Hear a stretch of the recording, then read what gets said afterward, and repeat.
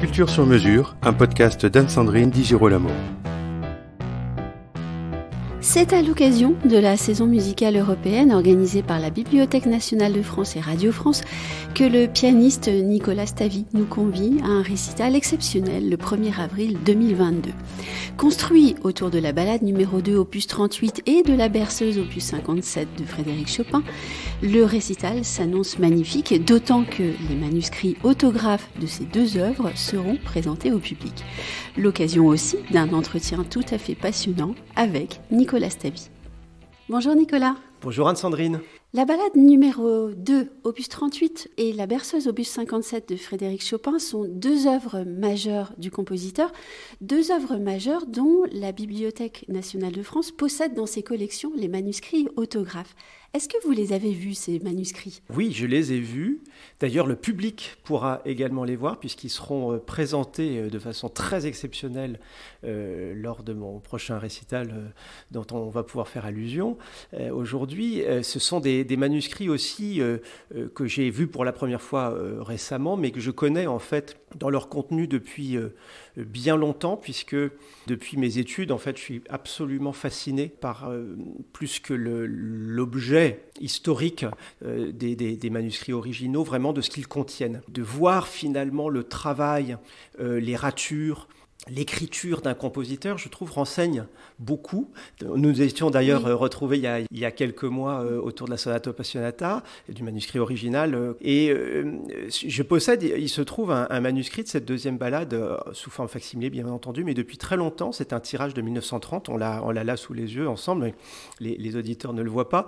Mais ils pourront voir le manuscrit sur le site de la BNF en très très bonne définition. Et je trouve que c'est un manuscrit très étonnant parce qu'il est très contrasté et je trouve que ça nous donne beaucoup d'indications sur l'état dans lequel pouvait être Chopin et le contraste particulièrement de cette deuxième ballade. C'est important pour un interprète de pouvoir travailler avec le manuscrit ? C'est sans doute pas indispensable, mais c'est très formateur justement parce que si on l'étudie avec précision, on comprend déjà une chose, c'est le soin et la précision avec laquelle Chopin indiquait les phrasés, les pédales, les fins de pédales, toutes ces choses qui peuvent être des détails, enfin sembler être des détails, en fait, qui sont très très importants. Et quand Chopin indique une pédale et une fin de pédale à un endroit et qu'à certains endroits, il rature sa fin de pédale pour la déplacer d'une croche ou quelque chose comme ça, c'est pas tant l'instant de cette croche qui est importante, mais c'est le soin, la réflexion et donc la clarté dans sa tête finalement de ce détail-là. Donc encore une fois, ça n'est pas pour appliquer uniquement ce détail, mais c'est de comprendre en fin de compte la précision qu'il avait dans la tête et la volonté de faire passer cette précision. Au point qu'on en est à l'espace d'une croche. Oui, tout à fait. Et des fois, des phrasés qui peuvent changer, par exemple en Anacruze, qui partent avant le temps ou au contraire, qui partent sur un temps. Ça aussi, ça donne des indications qui peuvent paraître totalement futiles. Et encore une fois, quand on voit la précision avec laquelle il indique et rature, parce que j'insiste là-dessus, les ratures sont parfois plus intéressantes encore, parce qu'elles permettent de voir ce qu'il a pensé dans un premier temps, et ce qu'il n'a finalement pas retenu, on voit ce chemin finalement qui le conduit à la version finale. Et ces manuscrits seront exposés le jour de votre concert le 1er avril 2022. On peut rappeler aussi à nos auditeurs, pour ceux qui ne pourraient pas se rendre au concert, qu'il est tout à fait possible de voir ces manuscrits sur la plateforme numérique Gallica, qui est une source absolument extraordinaire de documentation pour les musiciens et pour les amateurs. Tout à fait, oui, c'était extraordinaire le travail qu'ils ont fait depuis quelques années, quelques décennies maintenant, de numérisation de tous ces manuscrits, éditions originales, etc. En musique, mais pas seulement d'ailleurs. Oui. Enfin, c'est vraiment les collections de la BNF. Moi, c'est absolument passionnant et assez fascinant. Et on peut voir en effet dans de très très bonnes conditions un grand nombre de documents absolument extraordinaires et c'est assez formidable. Revenons à la ballade. Cette ballade numéro 2, opus 38 de Chopin, c'est une œuvre singulière qui alterne des passages tout à fait épiques et puis d'autres complètement mélancoliques. Quand on regarde le manuscrit, tout semble d'un côté limpide et presque simple, puisque Chopin écrit quasiment d'un seul trait, si je peux dire. Et puis parfois aussi, il y a d'énormes, de très importantes ratures, et ce sont des ratures assez spéciales, puisqu'on voit le soin qu'il portait à raturer notre Chopin. Vous parliez tout à l'heure, quand on préparait le sujet, de la clarté des manuscrits de Chopin, et aussi de son attention à la rature. Tout à fait, c'est très étonnant. Ça, c'est quelque chose qui l'a accompagné toute sa vie. Toute sa vie, les ratures ont été faites pour être totalement noircies, donc avec une plume extrêmement fine. Oui. Il raturait oblique dans les deux sens, c'est-à-dire en losange. Et le trait est parallèle en plus. Et le trait est parallèle, absolument, de façon vraiment à noircir. C'est très long de faire ça. Je parcours là un peu notre manuscrit et on voit vraiment des ratures parfois très courtes qui durent une croche et parfois qui dure 3 mesures. Et vraiment, il y a ce soin de noircir comme on utiliserait aujourd'hui un marqueur. Eh bien, Chopin, avec sa plume, il prend soin vraiment de noircir pour pas qu'on puisse voir derrière, pour pas que aussi on puisse confondre peut-être. Enfin, en tout cas, c'est pour, là encore, je pense, clarifier et séparer visuellement ce qu'il a inscrit et ce qu'il retire. Mais ça fait partie du soin. Oui, ça fait partie cette volonté-là, c'est vraiment voilà, il n'y a pas d'effaceur, on n'est pas sur un logiciel informatique où on peut juste retirer. Il retire finalement des passages ou des notes qu'il inscrit pour les remplacer par d'autres, et c'est fait comme le reste avec beaucoup de soin. On parle de la singularité du manuscrit, mais on peut aussi évoquer la singularité de cette pièce. De cette pièce, oui, mais oui, bien sûr, très contrastée. Chopin la compose au moment d'une grande, profonde discorde avec George Sand, et on sent cette tourmente, à la fois cette rêverie qui accompagne la pièce du début jusqu'à la toute fin, après le déferlement de passion et de tragique, on peut dire. Et en effet, c'est ce mélange vraiment, un petit peu comme chez Schumann, deux personnages, Eusebus et Florestan. Ici, il y a deux états. Il y a l'état de la passion et du désespoir, et l'état de la rêverie qui revient, alors en réminiscence sans doute, et sur laquelle Chopin termine. C'est assez rare. Après les œuvres passionnées, en général, Chopin termine justement avec ce côté passionné, forté, et pas conquérant, c'est pas un terme qui convient à Chopin, mais disons passionné, avec cet élan de fougue. Et là, après cette fougue, qui est une fougue plus de détresse que de passion, eh bien, il termine quelques mesures à peine, quelques notes à peine, avec ce retour de la rêverie du début. Et ça montre cet état finalement très contrasté, très mâle finalement. Et c'est assez singulier là aussi, en effet, à cette partition. Donc de voir cette différence nette de graphie, c'est très intéressant parce que finalement, quand on le voit édité sur une partition moderne, ça n'est pas aussi marqué. On voit moins, en particulier dans tout ce début, ces immenses phrases longues, ces phrases qui durent plusieurs mesures. On voit ces grandes lignes comme ça, très horizontales, qui sont respectées, mais qui ne marquent pas autant que quand on le voit dans l'original. Et vous parlez de rêverie et pas de mélancolie. La mélancolie est une forme de rêverie, peut-être un petit peu plus précise en effet, mais c'est une mélancolie rêveuse. Autre pièce maîtresse de ce concert, la berceuse opus 57 de Chopin. Voilà également une œuvre dont le manuscrit autographe est détenu par la BNF. Qu'est-ce que le manuscrit de cette œuvre nous dévoile des intentions de Chopin pour cette œuvre-là? Alors, il nous dévoile déjà une chose très intéressante, c'est que dans le manuscrit, les 2 premières mesures de cette berceuse ne figurent pas. Donc, il les a rajoutées après. Ah. Donc, c'est très... Alors, évidemment, ça m'avait un instant donné envie de ne pas les jouer lors de ce concert. Et en fait, je les jouerai malgré tout parce qu'elles sont sublimes. En fait, c'est juste que il y a ce grand ostinato de la main gauche qui parcourt toute l'œuvre. Et Chopin a commencé directement par le moment où il y a le thème. Et Chopin a ajouté ces 2 mesures où la main gauche est seule et ouvre finalement ce thème sublime de la berceuse qui est en fait un cycle de variations. Et ça montre, et là encore, le fait de ne pas les avoir imaginés au départ montre à quel point, quand on joue avec et sans, le fait d'ajouter les deux mesures sont absolument sublimes, parce que c'est comme si cette musique ne commençait pas par le début de l'œuvre. C'est comme si ce chemin, ce rythme était déjà là et qu'on se met à l'écouter au moment où l'œuvre commence. Mais donc ça n'est pas un début d'œuvre, c'est comme si on la prenait en chemin, on la prenait en route. Et c'est particulièrement net lorsque, justement, on l'imagine sans ces deux premières mesures, où là, c'est un début. Et le fait d'avoir ces deux mesures supplémentaires donne l'impression vraiment que la musique est déjà en chemin. Cette œuvre qui est une improvisation, est-ce qu'elle laisse entendre la richesse du monde poétique de Chopin, et qu'est-ce qu'elle dit aussi de son état quand il l'écrit ? Alors, vous soulevez quelque chose de très intéressant sur l'improvisation, parce que c'est vrai qu'elle paraît très improvisée, elle paraît d'un seul jet. Chopin, on le sait, était un très grand improvisateur. On sait que lors de ses concerts, finalement assez peu fréquents, mais tous les écrits que l'on possède de Schumann, mais de beaucoup d'autres aussi qui l'ont entendu, appréciés, admirés, disent que ce qui était le plus extraordinaire lors de ces concerts, c'est justement les après-concerts où il restait juste quelques personnes du public, les fidèles, les amis, et Chopin se remettait au piano pour improviser. Il y a aussi, bien sûr, les scènes que George Sand raconte à Nohant en particulier, à Majorque, mais surtout à Nohant.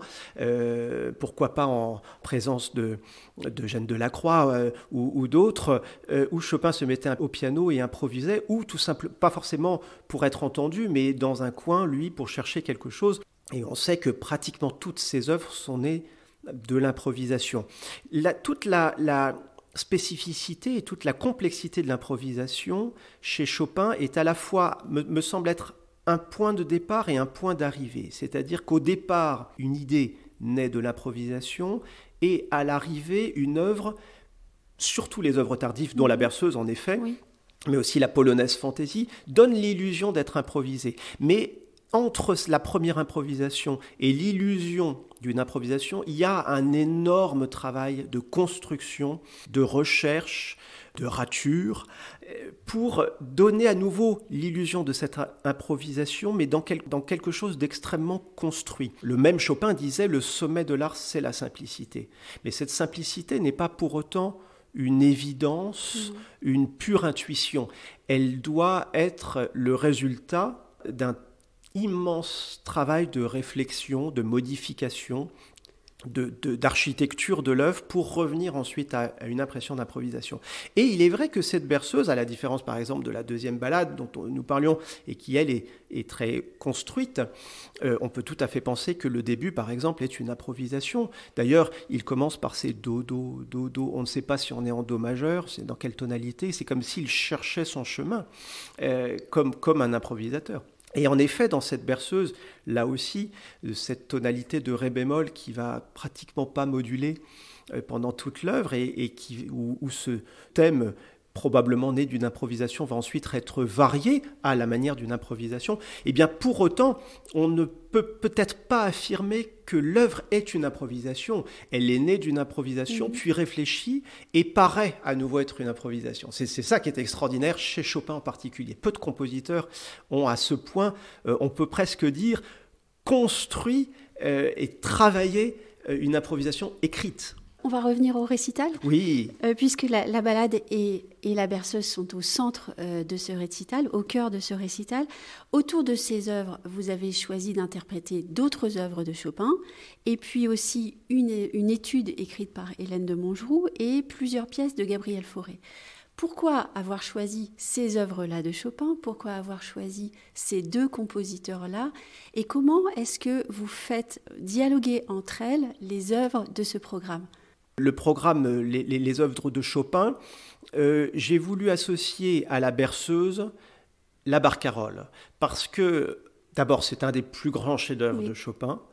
C'est une de ses dernières œuvres, immédiatement contemporaine de la berceuse. Et on y retrouve cette densité harmonique qui va progressivement nous mener jusqu'à Debussy.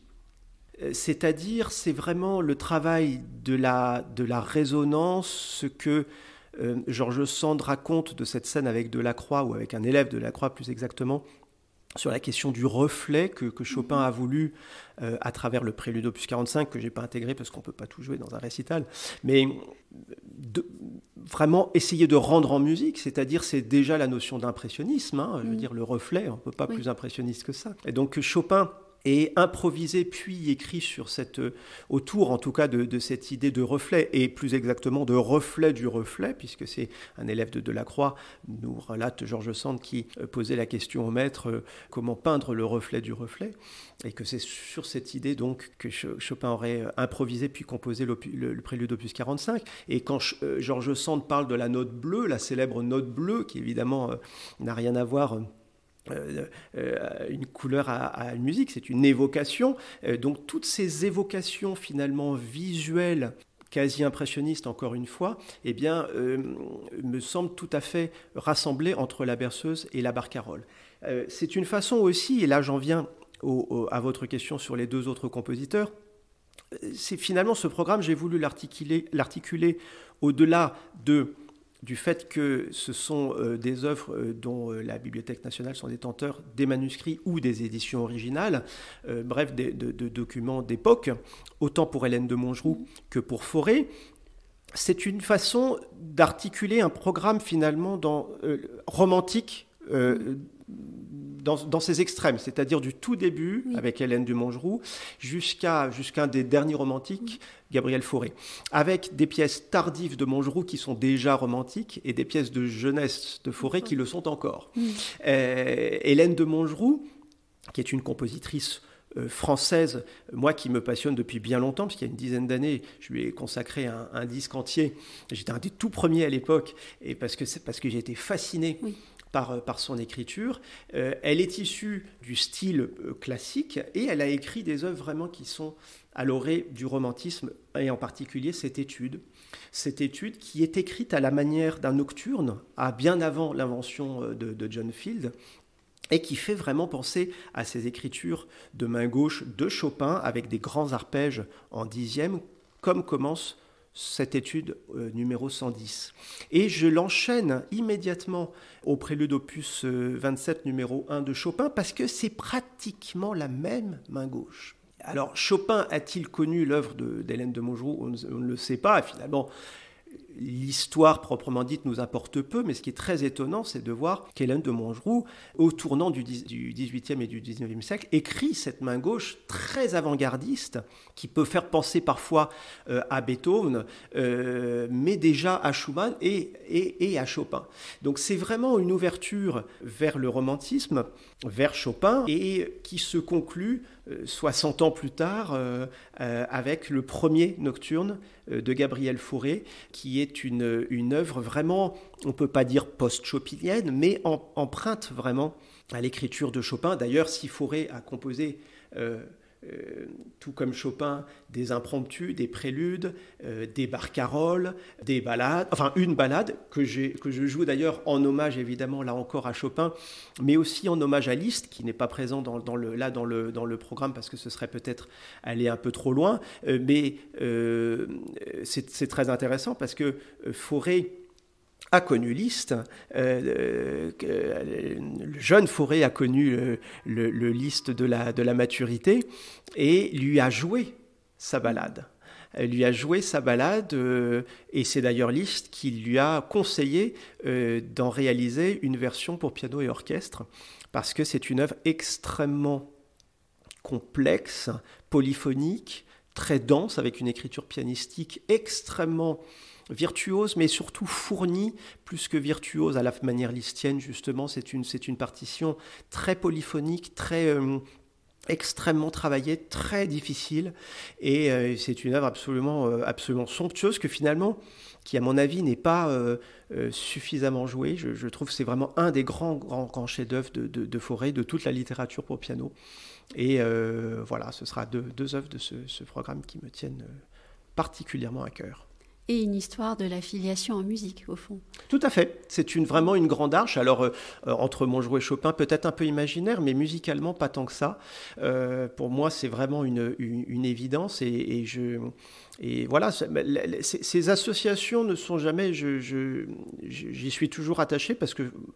programme de récital, c'est vraiment le choix des œuvres et des compositeurs. C'est un parcours un peu à la manière d'un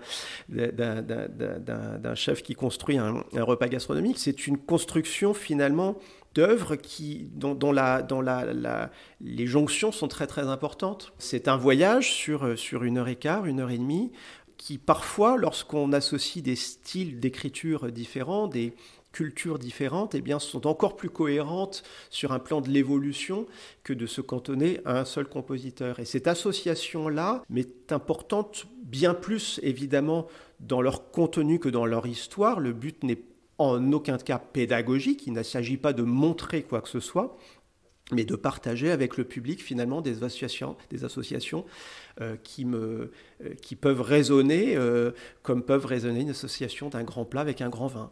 On parlait d'association, mais il y a aussi quelque chose de bien plus grand encore, c'est le royaume enchanté de la poésie.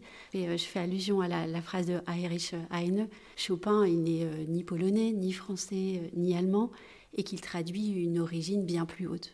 Je passe quelques mots et il parle de la poésie. Là, vous touchez pleinement l'actualité aussi. Hein, oui. Voilà, c'est très important. Ben oui, ces choses-là sont très importantes. C'est qu'en effet, justement...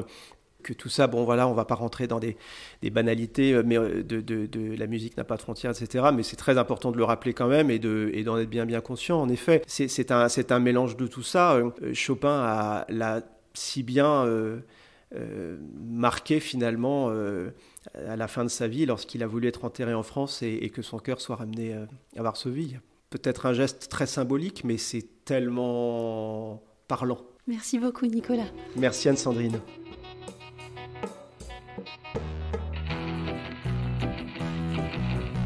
Retrouvez Culture sur mesure avec Anne-Sandrine Di Girolamo et ses invités sur toutes les plateformes de téléchargement ainsi que sur Gangflow. Suivez toute l'actualité de votre podcast Culture sur mesure sur les pages Facebook, Twitter et LinkedIn d'Anne-Sandrine Di Girolamo.